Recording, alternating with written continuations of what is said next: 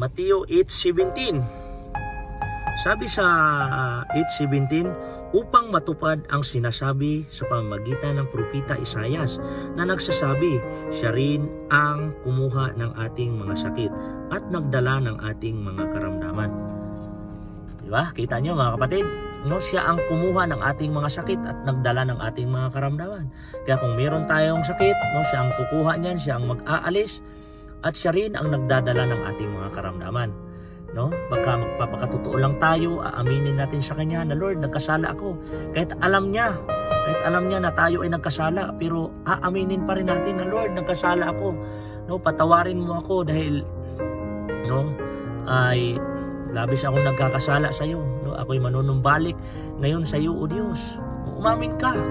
No, aminin mo sa Kanya dahil pag hindi ho natin aaminin, hindi tayo magkakaroon ng totoong takot sa Kanya.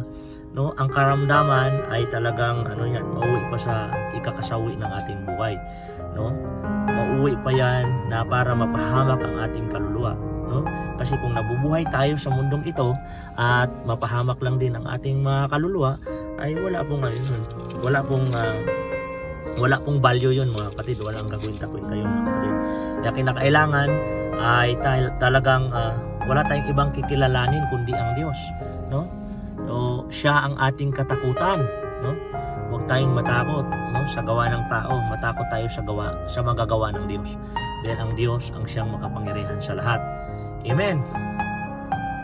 Sabi ng Exodus mga kapatid 15:26, at sinabi kung iyong didinggin ng buong sikap ang tinig ng Panginoon mong Diyos at iyong gagawin ang matuwid sa kanyang mga mata at iyong didinggin ang kanyang mga utos at iyong gaganapin ang lahat niyang mga palatuntunan, ay wala akong ilalagay sa karamdaman sa iyo na gaya ng inilagay ko sa mga Ehipsyo, sapagkat ako ang Panginoon na nagpapagaling sa iyo.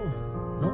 Take note mga kapatid, sa ating mga buhay, kung tayo ay hindi susunod, hindi natin gagawin ang kanyang mga utos at ang kanyang palatuntunan, no, ay talagang hindi niya aalisin yung karamdaman. Pero pag gagawin daw natin, sundin natin, sabi niya, wala akong ilalagay na karamdaman sa iyo. Wala daw siyang ilalagay na karamdaman sa atin. Kaya sa ating buhay, nagmamatigas tayo, ayaw nating magtiwala sa Kanya.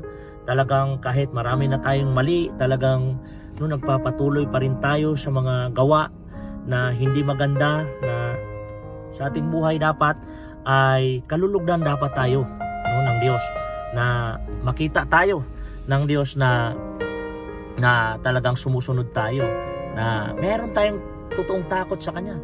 Hindi tayo talagang nagsisinungaling. Talagang sa ating buhay makakaligtas man tayo sa paningin ng tao, ngunit sa paningin ng Diyos ay hindi tayo makakaligtas o makakatakas. Nakikita tayo. No? Sa ating mga buhay mga kapatid, kung tayo ay susunod, sabi doon, no, atin daw gagawin ang lahat niyang mga palatuntunan, ay wala akong ilalagay na karamdaman sa iyo na gaya ng inilagay ko sa mga Ehipsyo, sapagkat ako ang Panginoon na nagpapagaling sa iyo.